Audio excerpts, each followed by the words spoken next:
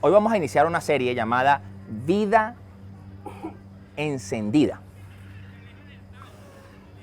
La semana pasada, a pesar de que no pertenecía a esta serie, va un poco con lo que hablamos a hablar hoy, pero que hablábamos un poco del sacrificio de la viuda de Sarepta, de la viuda de Eliseo, hablamos de Abraham cuando fue a sacrificar a su hijo, ¿cierto? Y hablábamos que ellos lo entregaron todo, que ellos sacrificaron todo. Para resumir un poco esa prédica, los que nos ven a través de las redes, si no vino ese día, pueden meterse en la red y buscar esa prédica y verla para que me entienda lo que le quiero decir. Pero eso me ayudó a meditar un poco en los holocaustos, en los sacrificios en nuestra vida. Porque hay un versículo en Levítico que lo vamos a ir leyendo y vamos a leer un poco allí, que dice que el fuego sobre el altar no deberá apagarse nunca, siempre deberá estar encendido. Amén. Y usted dice, ay, ¿cómo hago eso? ¿No? Porque yo no sé si a usted le ha pasado, pero a mí me ha pasado, que a veces usted se siente como apagado espiritualmente. Amén. ¿Sí le ha pasado? Sí. Que se siente como que no quiere orar, como no quiero leer la Biblia, no quiero buscar de Dios, me siento cansado, veo que yo oro y hago y veo que los problemas no se solventan y que yo creo que sacrifico según lo que yo entiendo, lo que para mí me dolió y fue un sacrificio, y veo que las cosas como que no cambian. Entonces eso te trae a veces desánimo, te trae un cansancio, un burnout espiritual. Okay. ¿Saben qué es el burnout? Burnout es como que estás como saturado, Sí. ¿ok? El burnout, psicológicamente hablando, trata de cuando tú estás saturado en lo laboral o tú puedes tener un burnout emocional. Cuando somos personas que trabajamos y no descansamos nunca, trabajamos, llega un momento que psicológicamente caemos en ese cansancio. Te sobrecalientas. Exacto, como que te sobrecalientas. Sucede, puede llegarnos a suceder en lo espiritual. Sí. Cuando estamos buscando de Dios sin la dirección correcta. ¿Ok? Y yo quiero que hoy hablemos de distintos tipos de sacrificio. Y hoy particularmente vamos a hablar sobre mantener la llama. ¿Cómo mantengo esa llama? Vamos a comenzar leyendo la palabra en Levítico 6. Vamos a leer Levítico 6 del 8 al 30. Vamos a ir saltando versículos para los que anotan y los que pueden ir viendo allí, ¿no? Les voy a leer primero del versículo 14 al 18. Dice, esta es la ley respecto a la ofrenda de cereal. Los hijos de Aarón la presentarán ante el Señor delante del altar. El sacerdote tomará de la ofrenda un puñado de harina refinado con aceite, así como todo el incienso que está sobre la ofrenda de cereal. Todo esto lo quemará en el altar como ofrenda memorial de aroma grato al Señor. Aarón y sus hijos se comerán el resto de la ofrenda, pero sin levadura, y en un lugar santo que podrá ser el atrio de la tienda de reunión, no se cocerá con levadura, porque esa es la porción que les doy de mis ofrendas puestas al fuego. Es una porción sumamente sagrada, como lo son el sacrificio por el perdón y el sacrificio por la culpa. Es decir, el ofrendar, la ofrenda de grano, ofrenda de cereal, esta versión dice ofrenda de cereal, la versión nueva traducción viviente dice ofrenda de grano. Dice, es lo mismo que sacrificar o el sacrificio del perdón o culpa. ¿Ok? Todos los hijos varones de Aarón podrán comer de ella. Es un estatuto perpetuo para los descendientes de ustedes respecto a las ofrendas puestas al fuego ante el Señor. Cualquier cosa que toque los sacrificios quedará consagrada. Y ok, aquí vemos, por ejemplo, cuando nosotros somos personas que ofrendamos, diezmamos a nuestras iglesias y damos de lo que Dios nos da a través de nuestro trabajo, y nosotros, bueno, aquí está mi diezmo, aquí está mi ofrenda. Dice que, bueno, que el sacerdote puede comer de eso. Amén. Dice que esa ofrenda es tan importante como la ofrenda de culpa o perdón. Por culpa o perdón, es decir, por arrepentimiento. Entonces nos damos cuenta que hay un primer sacrificio en nuestra vida, un holocausto, que es nuestra ofrenda de cereal, que nos duele, que es difícil. Cuando trabajamos y nos ganamos nuestro dinero y decimos, mira, aquí traigo mi ofrenda. O usted agarra y le dice al hermano, mira hermano, aquí tiene un par de zapatos. Usted le regala, ¿sí me entiende? Esa ofrenda duele. Pero esa ofrenda no es la única ni abarca todo lo que deberíamos sacrificar en nuestra vida para mantener la llama encendida. Porque si no, empezaríamos a ver a Dios y el ofrendar a Dios como un cajero automático. ¿Cómo es eso? Bueno, Dios, yo te traje unos cambures y yo creo que me es una mata. Yo te traje tanto dinero y yo quiero ser millonario. Y empezamos como a transaccionar con Dios. ¿Cierto? Es como que, bueno, es un mercadeo, pues. Bueno, Dios, yo te doy para que tú me des. Entonces, cuando nosotros empezamos a realmente tomar las ofrendas de esa manera, empezamos a sentirnos frustrados cuando vemos que quizás Dios no nos responde como esperamos. Porque claro, bueno Dios, pero ¿qué pasa? Pero yo te di $5,000. ¿Cómo eso que no tengo mercado? Y yo, sí, pero es que a lo mejor te dicen, sí, pero yo no estaba esperando que me dieras los $5,000. Si me los diste, gloria a Dios, bien. Pero la realidad es que yo estaba esperando otra cosa de ti. ¿Cierto? Eso es como, vamos a ver eso en las relaciones. ¿Sabes? Nosotros somos, como iglesia, somos la novia de Cristo.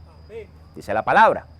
¿Sabes que en las relaciones, a veces las mujeres esperan que los hombres hagamos algo y los hombres somos más tapados y más brutos? Y hacemos una cosa que creemos que nos estamos robando el show, que hicimos la cosa bellísima y la mujer está brava. Y eso no era lo que ella estaba esperando de ti. Y viceversa. Pero por lo general los hombres somos más los que metemos la pata, ¿no? Sí. Somos muy toscos muchas veces. Entonces, ¿qué sucede? Nos sucede lo mismo con Dios. Dios está esperando que sacrifiquemos algo, que hagamos algo, y realmente te das cuenta que eso no era lo que Él quería. Lo hacemos y hacemos lo que queríamos nosotros, no lo que Él quería. ¿De acuerdo? Eso es, bueno, sobre todo el tema de las relaciones es bien complejo, ¿no? Vamos a leer una segunda ofrenda. La palabra enseña que todos somos real sacerdocio, linaje escogido. ¿Cuántos así lo creen? Amén. Quiere decir, ¿sabe qué quiere decir eso? Que usted es de la realeza y que usted es sacerdote. Amén. ¿Ok? Si quiere verlo en el caso de las damas, sacerdotisa de Cristo, del Señor. Dice el versículo 19 al 23, dice, el Señor dijo a Moisés, esta es la ofrenda que Aarón y sus hijos deben presentar al Señor el día que sean ungidos. La 10ª parte de un efá de harina refinada, el que no sepa que es un efá, es una medida de harina, ¿ok? Como ofrenda regular de cereal. Una mitad de la ofrenda se presentará por la mañana y la otra mitad por la tarde. Se preparará con aceite en un sartén y se llevará amasada y se presentará en porciones como una ofrenda de cereal de aroma grato al Señor. Segunda vez que dice de aroma grato, ¿verdad? Qué curioso, ¿no? La preparará el hijo de Aarón, que lo suceda como sacerdote ungido. Este es un estatuto perpetuo del Señor. La ofrenda se quemará completamente. No se comerá ninguna de las ofrendas que presenten los sacerdotes. Todas deberán quemarse por completo. Y esta a mí me hizo ¡pum! Porque resulta que la semana pasada estábamos hablando de que la viuda de Sarepta, la viuda que se encontró con Eliseo, de que Abraham entregaron todo. Y dice aquí que cuando nosotros ofrendamos como sacerdotes, tenemos que quemar la ofrenda completamente. Es decir, no nos corresponde nada. No te puedes comer nada de lo que tú consideras que es una ofrenda a Dios. Y usted puede pensarlo en el ámbito que quiera. Porque pues, algunos dicen, están pensando en plata, otros están pensando en tiempo, otros están pensando en oración, en búsqueda, en lectura de la palabra, en servicio a los demás. Pero realmente nosotros como sacerdotes vemos un segundo tipo de ofrenda. Vimos la primera, la ofrenda de cereal. Ofrenda que algo que nos costó trabajo, cosechar, esfuerzo, sembrar, esperar la cosecha, ¿cierto? Esa es la ofrenda de cereal. Entonces, ¿qué sucede? Pero cuando hablamos de la ofrenda sacerdotal, de la ofrenda como sacerdote, quiere decir que estás ofrendando algo que es tuyo. Porque ellos estaban ofrendando un efá de harina refinada. Cada uno. cada uno de los sacerdotes, hijos de Aarón, que iba a ser ungido sacerdote. Entonces, por lo tanto, requería también prepararlo, ¿ok? Y dice además que será un estatuto perpetuo. ¿Sabes que cuando se habla de un estatuto perpetuo es algo que nunca cambia? Es para siempre. Va a ser un estatuto perpetuo para todo aquel que sea un sacerdote de Cristo. Por eso es que es tan irrelevante es que somos real sacerdocio, linaje escogido. Porque entonces quiere decir que en nuestra vida el sacrificio sacerdotal va a ser perpetuo. Por eso es que les digo que tenemos que entender el tema de los holocaustos y del sacrificio en Cristo como algo en distintas áreas, no como algo transaccional, quizás como la ofrenda de cereal. Por ejemplo, cuando hablamos de las primicias, que hablábamos un poquito hace unas semanas, las primicias se ofrendaban las gavillas, los primeros frutos de la cosecha, porque para asegurar que la cosecha diera buen fruto. Era una transacción que estipuló Dios. Es decir, Dios les dijo a ellos, tráeme tus primeros frutos y todo lo demás será bendecido. Entonces era una transacción, pero entonces imagínate que todo en tu vida lo hagas de esa manera. Que las personas que aman a su esposa o a sus hijos o a su esposo, los hagan las cosas solamente para que ellos lo amen. No porque tú los amas, sino para que ellos te amen. ¿Verdad? Realmente, por supuesto que eso es algo recíproco, va a ser recíproco, pero nosotros hacemos las cosas hacia los demás porque los amamos, no porque estamos esperando que ellos me amen. Porque sucede que la gente, el ser humano, se equivoca. Y entonces cuando hace las cosas que no te agradan, entonces, ya se acabó el encanto. Pero si tú amas, tú vas a seguir haciendo lo que Dios te manda hacer. Es decir, si pensamos en Cristo, yo creo, estoy seguro que Cristo quería agarrar a veces a sus apóstoles por el cuello. Los quería agarrar por el cuello. Dígame cuando estabas en Getsemaní y el hombre subía a orar y decía, y volvía a bajar y estaban todos roncando. Decía, ni una hora pudieron estar conmigo orando, ni una. O sea, por favor, ni una. Entonces decía, ya va, y esos son mis apóstoles. Esos son los que van a fundar la iglesia y van a llevarle a la... ¿Qué es esto, chicos? Yo me imagino a Jesús hablando con su papá. O sea, pero tú metiste poco de gente y mira, ese poco es flojo. Un poco es flojo. Por eso es que cuando usted esté en su entorno laboral o esté con gente que usted considera que no tiene los talentos, Jesús tampoco los tuvo. Allí la diferencia fue Jesús. Amén. Él fue el que marcó la diferencia. Por eso nosotros como real sacerdocio, linaje escogido, dentro del sacrificio sacerdotal, entra en soportar a esas personas, exhortarlas para que se levanten. Amén. Y morir tú. Es difícil, ¿verdad? Sumamente difícil, que se los digo yo. Yo sé que usted también lo ha vivido. Porque a veces uno dice, dale, que tú puedes, dale. Y el tipo está roncando. ¿Me entienden? Y sabe que en una empresa, laboralmente hablando, si eso sucede, la empresa puede quebrar, ¿cierto? Si hay un gerente que está, vamos, y están los empleados, ¿y qué? ¿Ah? ¿Cómo? No sirve. ¿Qué sucede en el mundo? Te botan. Estás despedido. ¿Por qué? Porque no estás siendo productivo para la empresa. Pero en Dios eso cambia. Porque sucede que el sacerdote está haciendo sacrificio. Quiero que entre un poquito en el Éxodo, en toda esa parte del Éxodo cuando se habla del tabernáculo y cuando se hace el tabernáculo de reunión y se pone ¿cómo se llama? El arca, gracias. Cuando tú colocas, entonces se pone todo en un orden. Y los que hacían sacrificio, holocausto, eran los sacerdotes por el pueblo. Entonces, ahora me entiende, vuelvo y repito, la importancia de por qué somos real sacerdocio, linaje escogido. Amén. Estamos sacrificándonos muchas veces por nuestra familia. Nosotros a veces, ¿cuántos oramos para que toda nuestra familia conozca al Señor? Yo creo que todos. Todos tenemos algún familiar que no conoce de Cristo o que conoce y no le quiere hacer caso. que quiere llevar su vida como le da la gana, living la vida loca, pues. No, a mí no me digan con ese cuento. Además, ¿qué me vas a hablar? ¿Tú no te acuerdas las borracheras que tú te echabas? Te dicen. Tú dices, bueno. Tú que eras un sinvergüenza que no podías ver nada mal parado porque te lo robabas. Entonces, esa parte nos cuesta, ¿verdad? Lloramos por esas personas, pero allí nosotros hacemos sacrificio. Empezamos a sacrificar por esas personas que estamos orando, por nuestra familia, y a cambiar, y a morir a nosotros. ¿De acuerdo? Y a entregar. Y no nos comemos nada de esa ofrenda. Ok, sigamos. Ya hemos visto dos tipos de holocausto, de ofrenda, de sacrificio, mejor dicho. La ofrenda de cereal, la ofrenda sacerdotal, la ofrenda de los sacerdotes. Vamos a hablar del sacrificio para perdón de pecados. Dice, el Señor, versículo 24, en adelante, dice, el Señor ordenó a Moisés que dijera a Aarón y a sus hijos, esta es la ley respecto al sacrificio para obtener el perdón de pecados.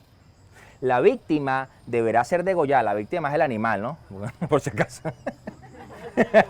Sí, porque no vaya a ser que sea el que pecó.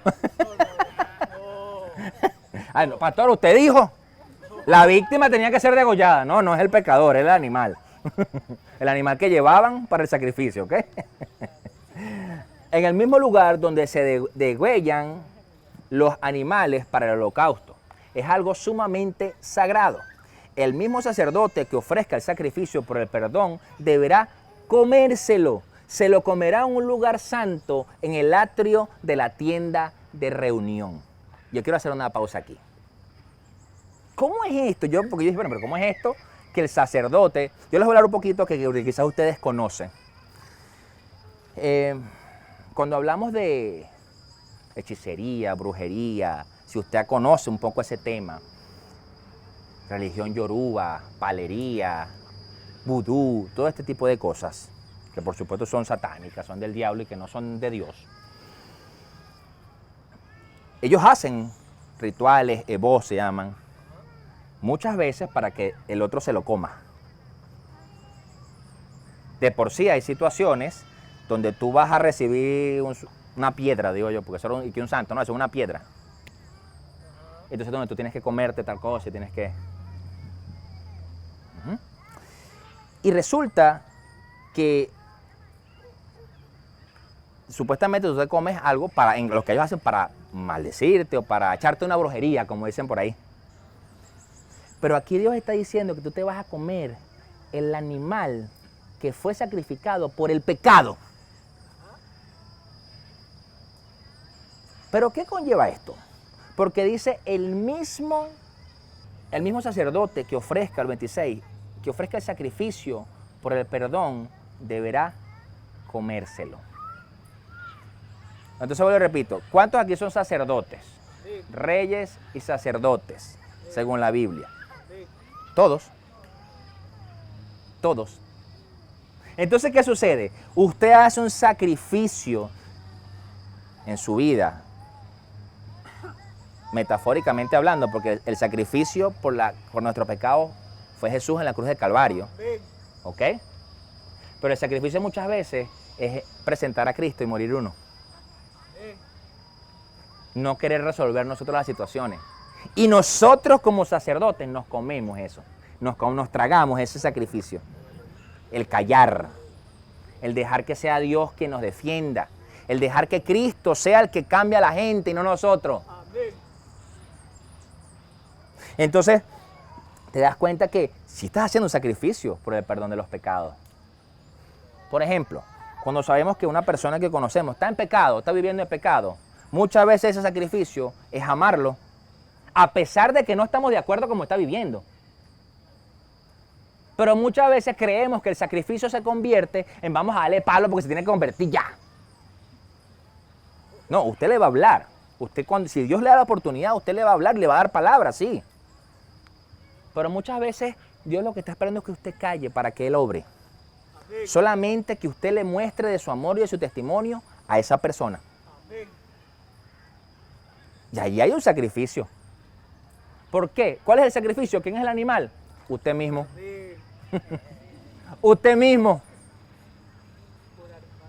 Porque resulta que ahorita usted está matando el orgullo. Está matando su naturaleza de querer. Mira, si usted es impulsivo, como lo soy yo, ¿verdad? Y explosivo además, usted quiere hablar y quiere decir y quiere. ¿Y sabe qué le cuesta a uno cuando es así? Callarse la boca. Le cuesta a uno callarse la boca y entonces uno está así triturándose por dentro. Y tú lo ves a uno tranquilo, ¿no? Porque tú lo ves a uno circunspecto. Así, con cara tranquilo. Pero por dentro te estás muriendo. Dice, ¿cómo va a ser que no le voy a decir? ¿Me entiendes? Y resulta que Dios te dice, cállate la boca. Calladito. Ámalo. A mí me ha pasado más de una oportunidad. Cuando yo era muy frontal muchas veces. Sigo siendo frontal, pero hay formas, ¿ok? Con sabiduría. Cuando yo era frontal y bruto, vamos a decirlo así. Que entonces te le digas a la gente, mira que eso es pecado, ¿qué tienes que hacer? La gente lo que hacía era que se retraía. Y por supuesto, no quería nada ni con Dios, ni contigo, ni con nadie. Cuando tú ves a un Cristo en la palabra, que cuando la gente estaba en pecado y se le acercaba, Él los escuchaba y después les hablaba. No era que no les hablaba. Pero los escuchaba, los recibía. Primeramente veía cuál era la necesidad de esa persona. No la necesidad que Él tenía de salvarlos a todos. Porque esa era una necesidad para Jesús, ¿cierto? Si no hubiera sido así, Jesús no hubiera venido para acá, para la tierra, y no hubiera ido a la cruz. ¿Me entienden? Entonces, realmente es un punto bien importante entender que también en nuestra vida van a haber sacrificios por el perdón de los pecados. Amén. Por supuesto, a nuestra vida el perdón de los pecados es hecho por medio de Cristo. Y nosotros lo que hacemos, no es que nosotros vamos a ir por la gente, por ahí por la calle perdonando los pecados a la gente, porque eso no lo hacemos nosotros. Nosotros vamos a presentarle al Señor. Nuestro sacrificio es morir nosotros y presentar a Cristo para que sea Cristo que perdone los pecados de la gente. Amén. Porque de por sí ya lo hizo. La gente lo que necesita es aceptarlo. Es decir, sí, me equivoqué, estoy mal, necesito del Señor en mi vida. Yo creo que a todos nos pasó en algún punto de nuestra vida. Así usted haya nacido dentro de una iglesia. Así haya sido el pastor el que recibió el parto del muchacho. ¿Verdad? Y salió ahí de la mamá y lo presentó una vez al Señor. Así ha sido así. Usted en algún punto de su vida se encontró con el Señor y tuvo que aceptar lo que estaba mal. Amén. Porque ciertamente yo conozco mucha gente, tengo amigos que son hijos de pastores, crecieron en una iglesia y llegaron a un punto de su vida que tuvieron que confrontarse con el Señor y decir, ya va, estoy mal. Estoy en esto. ¿Por qué? Porque su vida normal era estar en la iglesia. Pero su carne les decía otra cosa. Hasta que aceptaron que su carne quería alejarse de Dios. Y si no, tengo que rectificar porque mi carne tuvieron que morir. Hacer sacrificio por el perdón de los pecados. Sacrificarse ellos, el animal. Señor, aquí estoy. Gracias a Dios porque Cristo fue a la cruz. Amén. ¿Usted se imagina? Que nosotros tuviéramos todavía en eso. Hay gente que todavía anda en eso. Créame. Gente que está cegada, ¿no? Pero quiero que vayamos a al punto central de lo que quiero que usted se lleve hoy. Dice el versículo 8 al 13 de Levítico 6. Dice, el Señor dijo a Moisés que ordenara a Aarón y a sus hijos. Esta es la ley respecto al holocausto. El holocausto se dejará arder sobre el altar toda la noche hasta el amanecer. Y el fuego del altar se mantendrá encendido. El sacerdote, vestido con su túnica y su ropa interior de tela de lino, removerá las cenizas del holocausto consumido por el fuego sobre el altar y las echará a un lado del altar. La va a sacar. En la versión NTV dice que las llevará a un lugar sagrado. Dice el versículo 11, luego se cambiará de ropa y sacará del campamento las cenizas llevándolas a un lugar ritualmente puro. Mientras tanto, el fuego se mantendrá encendido sobre el altar. Dice, no deberá apagarse. Cada mañana el sacerdote pondrá más leña sobre el altar y encima de éste colocará el holocausto para quemar en la grasa del sacrificio de comunión. El fuego sobre el altar no deberá apagarse nunca, siempre deberá estar encendido. Aquí hay dos cosas que me llaman la atención. Punto número 1. Dice, el sobre el altar toda la noche hasta el amanecer y el fuego del altar se mantendrá encendido. ¿Usted sabe lo difícil que es mantener una fogata encendida constantemente? Quizás las personas que tienen más edad conocieron los fogones en los pueblos, cómo se cocinaba, que atizaban todo el tiempo para que no se apagara, que encendían con una chispa, y, ¿verdad? Y era usaban un polvorín para encenderlo. Y entonces eso era trabajo, mantener encendido constantemente para que no se apagara. Y dice que era todo el día y toda la noche. Entonces, tú dices, ya va. Quiere decir que nuestro altar tiene que estar encendido constantemente y que es nuestro trabajo mantenerlo encendido. Amén. Porque entonces oramos, Señor, trae el fuego de tu Espíritu Santo, Señor, Espíritu, y cantamos, ven, ven, Espíritu Santo. Pero si tú no trabajas en mantener el fuego encendido, se te va a apagar. Es más, así tú vayas a hacer una parrilla después que salgas de aquí con tus hermanos, si vas a hacer la miembita. Si así está en una parrilla, usted tiene que estar con un cartoncito soplando la broma esa para que no se apague. A menos que usted tenga una parrillera de esas modernas que tiene las bombonas de propano y la encienda así, y se prendió una llama. Listo. Es la única forma que no pase. Sin embargo, se acaba la bombona. Amén. Y entonces va a tener que estarla cambiando. Entonces, ¿qué sucede? Y si es eléctrica, se va la luz. Entonces, por eso es que a veces es mejor mantener encendida la leña. Porque ahora imagínense, si estamos hablando de leña, eso requiere un trabajo. Antes de eso, salir a buscarla y cortarla. Nosotros, porque en nuestro clima no usamos realmente leña usamos leña para cocinar, se usaba en los pueblos, todavía se usa, y cuando estaba la crisis del gas, muchas cosas se usaba todavía.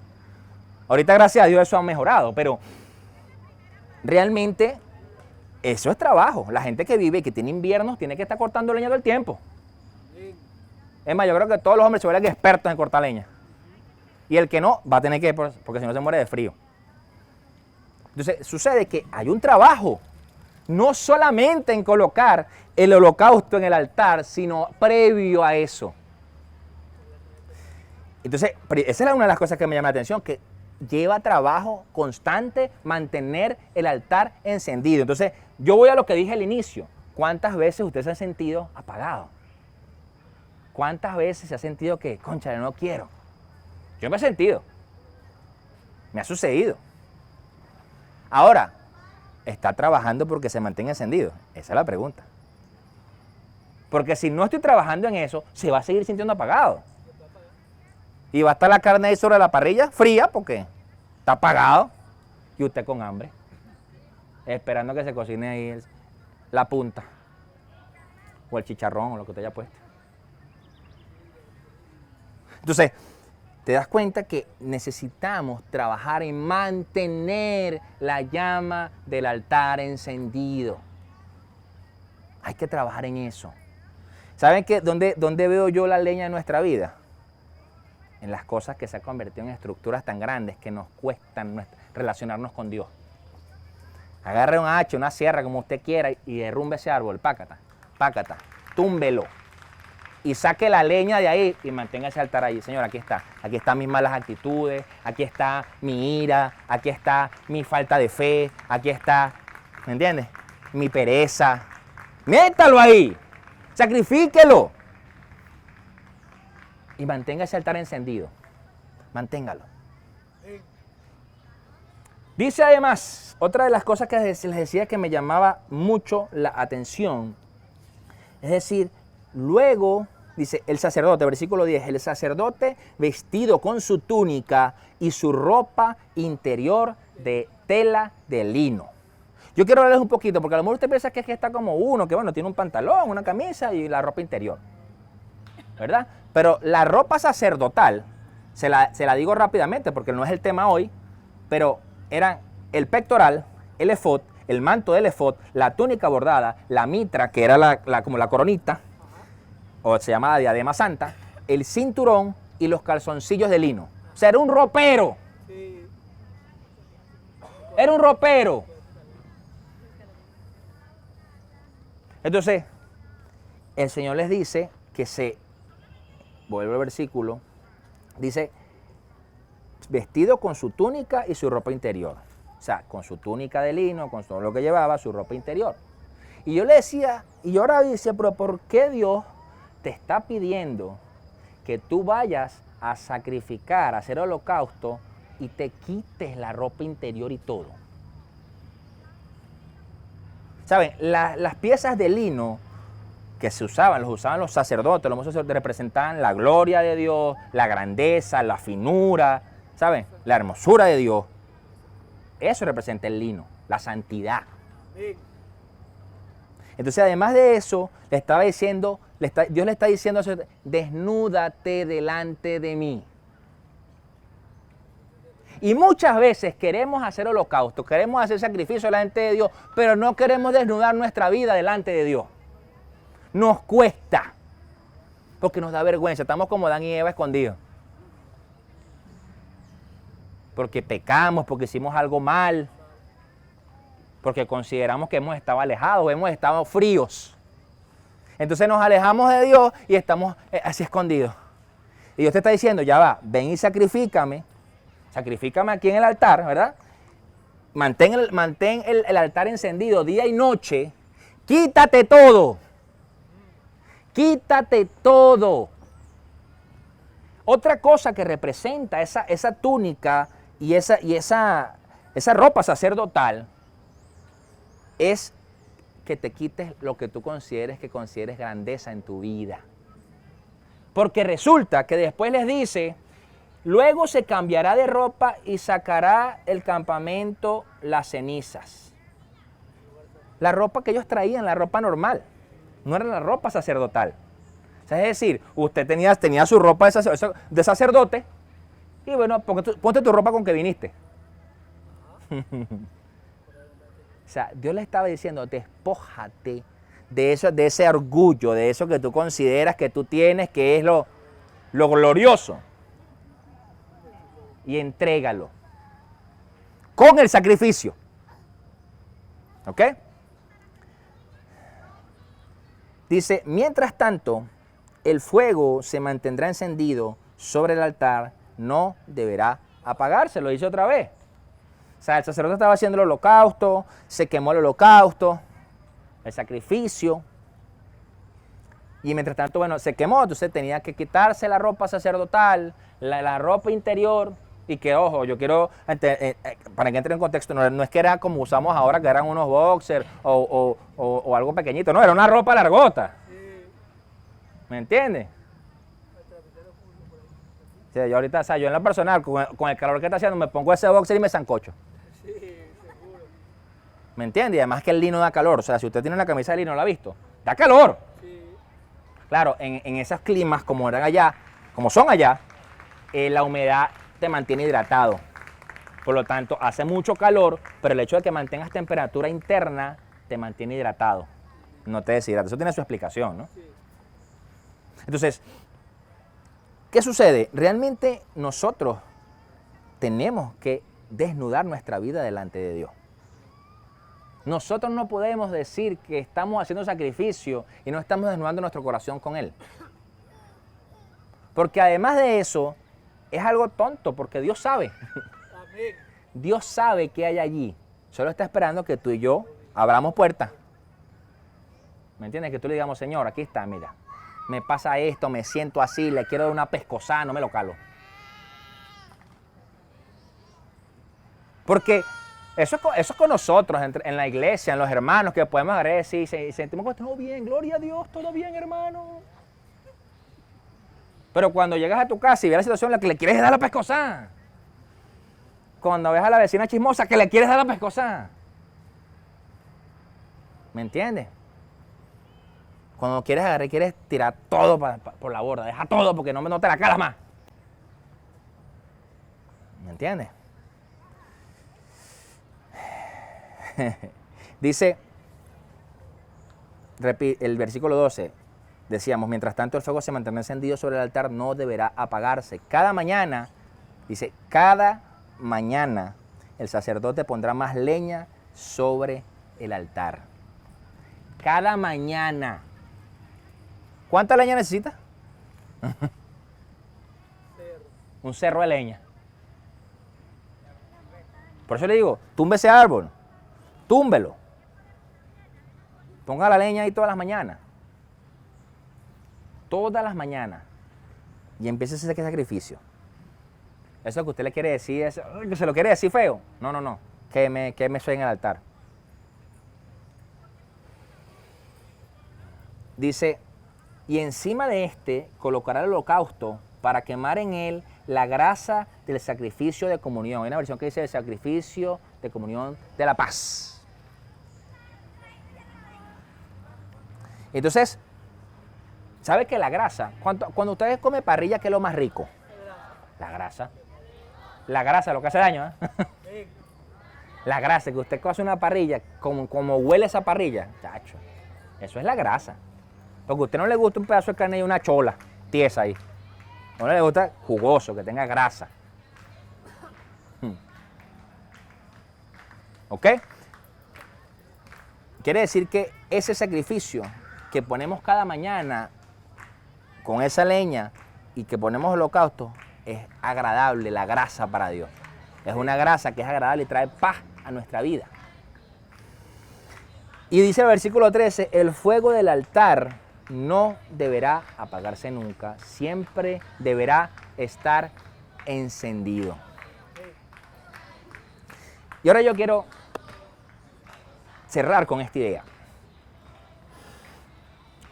Cuando nosotros entendemos que somos templo y morada del Espíritu Santo, ¿sabe qué dice eso? Que el altar está en nosotros. Que nosotros somos... Porque nosotros pensamos en el altar, entonces estamos pensando que es que tengo que llevar la ropa a la iglesia. Ok, en esta época de Levítico estamos hablando del tabernáculo, estamos hablando... Pero gracias a Cristo, gracias a que Cristo murió en la cruz por nosotros, resucitó, descendió al cielo y vino el Espíritu Santo en Pentecostés, nosotros somos templo y morada del Espíritu Santo. No tenían acceso anteriormente en esta época a poder hacer sacrificios cada uno. Tenían que ir al sacerdote a hacer, mira, hice esto, pequé en esto, pequé lo otro. ¿Usted se imagina eso, que eso sucediera todavía?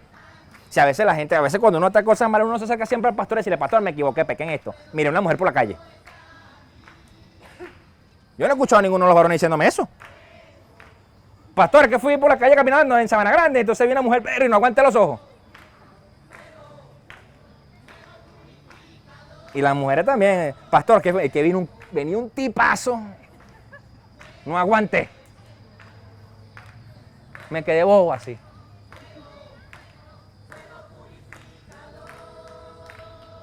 Pero usted dirá, no, pero es que, ay, pastor, no se exagera. No, pero la Biblia dice que si usted codicia a otra mujer, en su corazón ya es infiel. Ya está siendo fornicario. ¿Me entiende? Eso dice la Biblia. Entonces no es que, ay, que pastor, usted sea exagerado. No, porque eso dice yo estoy hablando de lo que dice la palabra. Entonces, ¿qué sucede? Antes tenían que hacerlo. Llegaban al sacrificio, llegaban y le decían al sacerdote, mire, ¿sabes que pequé y me acosté con otra mujer que no era mi esposa? Aquí está el carnerito.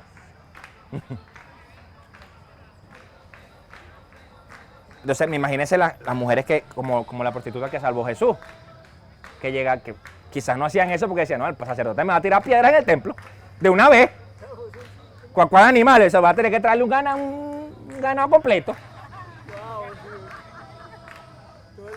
Ya perdí la cuenta, señor.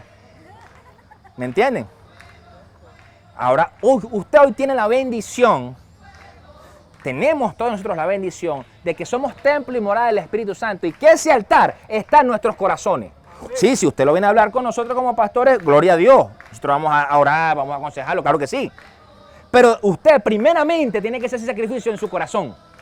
Usted tiene que agarrar y matar ese holocausto allí y mantener encendido el altar. Por eso es que muchas veces se siente apagado, porque no está trabajando porque se mantenga encendido. Pero si da holocausto, si entrega, y se entrega, y se entrega. Pero no se está quemando el holocausto porque no está prendido. Entonces, imagínense eso en una imagen gráfica, que usted lance carne, y lance carne, y lance carne, y lance carne. De momento tiene un poco de carne cruda ahí y se empieza a podrir, además. Necesitas primero encender el altar y mantenerlo, porque a lo mejor encenderlo es fácil. Bueno, le prendiste ahí y dale. Mantenerlo. El poder realmente buscar, orar, leer, pero de verdad, buscando revelación en tu vida. Señor, dirígeme en esto. Porque déjame decirle que si usted viene aquí solamente y me escucha a mí, pero no lee su Biblia en su casa, usted no está haciendo nada. Usted viene, ya está, pero usted tiene que buscar a Dios en su casa. Así sea, y porque eso no es cuestión de tiempo, es cuestión de calidad. Porque puede ser que, ay, es que no tengo tiempo. Porque tengo 4 muchachos, como yo tengo 4 muchachos, tengo que ir para el colegio, tengo que trabajar, tengo que hacer esto, tengo que hacer aquello. Ah, pero si usted agarre 10 minutos en meterse con Dios en un tiempo de calidad, va a ser nutritivo. Porque sabe que Dios es el dueño del tiempo. El kairos es de Dios. Por lo tanto, a lo mejor esos 10 minutos Dios hace más de lo que usted cree. No subestime eso. Yo siempre pongo este ejemplo. Cuando nosotros oramos por nuestros alimentos, ¿realmente oramos dando gracias porque tenemos alimento o es automático? Muchas veces es automático. Gracias, Señor, por estos alimentos. Bendícelo bajando. Pues ya estás comiendo. ¿Me entiendes? De verdad damos gracias porque tenemos un plato de alimentos, sea el que sea. Sea unas lentejas o sea un lomito. Hay que dar gracias realmente por nuestros alimentos. Con intención. El sacrificio es lo mismo. Mantener el altar encendido es con intención. Porque además, cuando tú piensas, vuelvo al ejemplo de la parrilla, y la brisa empieza a llegar, la parrilla se empieza a apagar. Se apaga. Y se empieza a apagar. Y dígame si se separan los carbones. Fallaste. Fallaste. Entonces nosotros, como altar vivo de Dios, altar, templo y morada del Espíritu Santo, tenemos que quemar los holocaustos manteniendo primeramente encendido el altar en nuestra vida. Es la única forma que nos sintamos realmente que lo que hacemos por Dios y para Dios da fruto. ¿Me entienden? Porque estos sacrificios eran por fe. La gente que entregaba un sacrificio por el pecado era por fe, creyendo que Dios lo había perdonado. Era fe. Porque ¿qué sabía él si el hombre llegaba para adentro y no mataba al animal? Porque déjeme decirle que el pueblo entregaba el holocausto afuera. Y el sacerdote entraba y tal. Si el sacerdote hacía lo incorrecto, se metía en rollo con Dios. Por eso la gente tenía la fe de que iba a hacer lo correcto. Nosotros tenemos la bendición de que tenemos acceso directo. De que el velo se rasgó. No desperdiciemos eso. No desperdiciemos el poder mantener encendido nuestro altar. Y que donde sea que nosotros vayamos, se note. Se note. Y que mucha gente que necesite ese sacrificio del pecado en su vida, tú le dices, ven, lanza para acá ese bistec, para este altar, ven. O sea, lánzalo para acá y mira quién me trajo a mí aquí, Cristo. Tú siempre lo vas a señalar a Cristo. Siempre vas a llevarlos a Cristo. Eso es lo que Dios espera. Por eso es que en nuestra vida, muchas veces, el sacrificio que quiere Dios en nosotros es que muramos. Porque Él murió en la cruz por nuestros pecados. Nos dio salvación eterna. Es nuestro Salvador, es nuestro Señor. Pero nosotros tenemos la responsabilidad en la tierra de ser embajadores del reino. De representarlo. No es que nos vamos a clavar en la cruz por nadie, porque yo no me voy a clavar en la cruz por nadie, eso fue Cristo. Amén. Créanme. Yo estoy seguro que más de uno de nosotros, en lo que nos den el primer pinchancito, no, de eso así. Me voy. No, ¿qué tal? Dele. Dígame cuando le empezaron a dar latigazo, ¿verdad? Cuando uno empieza a decir que, uno, ya, listo. Déjalo que se mueran todos. Eso hubiera sido el hombre natural, Cristo no. Entonces, realmente nosotros tenemos que empezar a ver si cuando estamos haciendo holocausto, estamos haciendo sacrificio, estamos quitándonos nuestras ropas, que nos hacen sentir grandes, vistosos, elegantes, santos. Porque el tema de la ropa de lino, los calzoncillos de lino, la túnica, el efod, todo, ¿verdad? Te hace sentir santo. Pero ¿sabe qué nos cuesta? Que cuando nos creemos muy santos, reconocer delante de Dios que estamos mal en algo. Amén. Señor, estoy mal en esto. Eso es lo que Dios espera que nosotros, que podamos hacer sacrificio. Eso es lo que nos va a ayudar a tener una vida encendida. ¿Cómo esperamos alumbrar, ser luz en medio de las tinieblas si nuestro altar está apagado? Por eso es que nosotros necesitamos, porque nosotros estamos acá para hacer luz en medio de las tinieblas. Amén. Nosotros, el altar no se puede apagar a pesar de la oscuridad. Por eso es que aunque usted hoy día sienta que en su vida hay mucha oscuridad, hay muchas tinieblas alrededor, usted cuando su altar tiene que prender más. Amén. Ser más fuerte la llama. Alumbrar más para que la gente se acerque a calentarse, porque tienen frío. A seguir dirección. ¿Sabe? Los faros en el mar tienen una función de ese estilo. ¿Qué hacen los faros? Le señalan al barco hacia dónde no ir. Amén. O sea, la dirección. O sea, él está marcando y dice, mira, aquí hay una costa. Vas a chocar. Le está dando dirección al piloto, no, al capitán. Piloto de los aviones. Al capitán del barco. ¿Me entiende? Nosotros, al mostrar de la luz de Dios a través del altar encendido en nuestra vida, le estamos dando dirección a la gente. Aunque muchas veces no sepamos. Porque yo estoy seguro que el señor del faro, el que cuida el faro, el que cuida el bombillo del faro, que está ahí, porque esa gente vive ahí, no sabe cuántos barcos pasarán. No tiene ni idea. Él solo le interesa que su faro esté encendido. Que su faro alumbre, alumbre, alumbre. Que si por cosas en algún punto se apaga, a la hora que sea el tipo se despierta y va corriendo a cambiar ese bombillo. Porque tiene que alumbrar. Amén. Ese es el sentido de urgencia que tenemos que tener en nuestra vida para que nuestro altar se mantenga encendido. Cuando sintamos que estamos apagados, párese rápido, empieza a echar leña ahí. Dele y échale candela, gasolina, eso, lo que sea. Para que prenda, métase con Dios, porque el único que va a encender esa llama es el Espíritu Santo en su vida. Amén. Y esa llama se va a encender y todo aquel que esté en oscuridad va a empezar a tener dirección. Pero si usted empieza en la oscuridad a quedarse apagado, ay, ¿por qué es que está pasando esto? ¿Por qué es que, Señor? ¿Por qué es que...? Y no tratas de que se encienda el altar en tu vida, quiere decir que no estás sacrificando lo que tienes que sacrificar. Y que no estás trabajando en ello.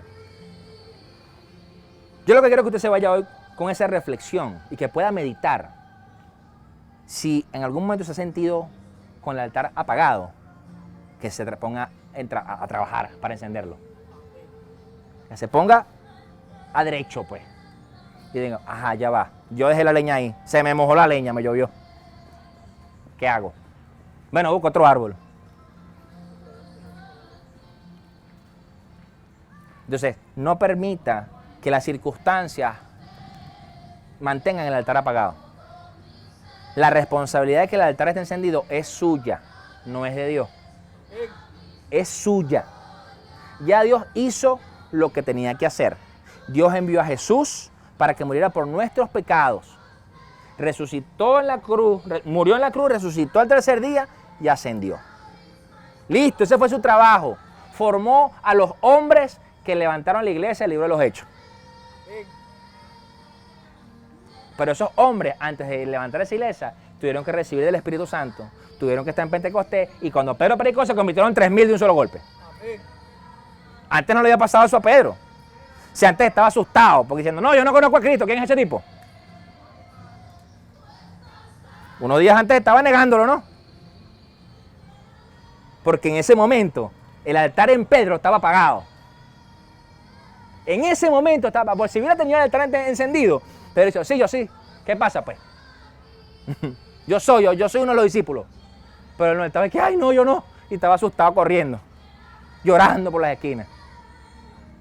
Y arrepentido además. Pero cuando él realmente recibió al Espíritu Santo, se encendió el altar en su corazón, eso cambió. Porque déjeme decirle que estaba en la misma zona, fue el mismo lugar donde él lo negó, no fue que se fue para otra ciudad. No. Él estaba en la misma ciudad donde negó a Cristo, fue y predicó.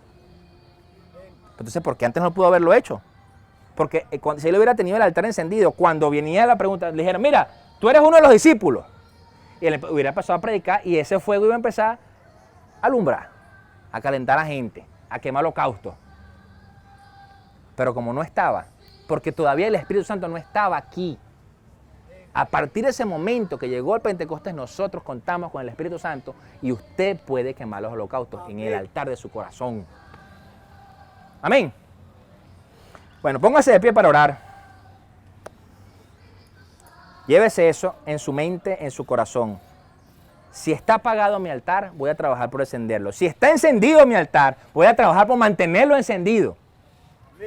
Para que alumbre, para que realmente todos los sacrificios que yo haga para Dios allí sean gratos a Él.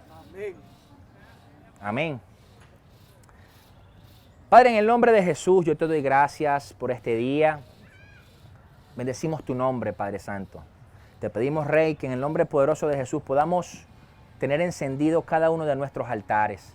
Que cada corazón, Señor, encienda una llama, Padre Santo. Que no se apague nunca. Ayúdanos a trabajar, a tener, Señor, el denuedo, la constancia. De poder mantener ese altar encendido, de mantener una búsqueda constante, de llenarnos de ti en todo momento, Señor.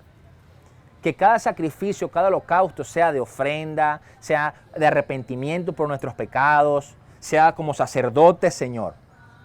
Sea, Padre Santo, gratos a ti. Que suban como olor grato, como dice acá en Levítico, Señor. Que en el nombre poderoso de Jesús pueda quemarse esa ofrenda en ese altar, Padre Santo, encendido. Que todo aquel que nos vea, Rey, pueda ver de esa luz que alumbra en nosotros. Que podamos guiar a todo aquel que está perdido quizás en las tinieblas.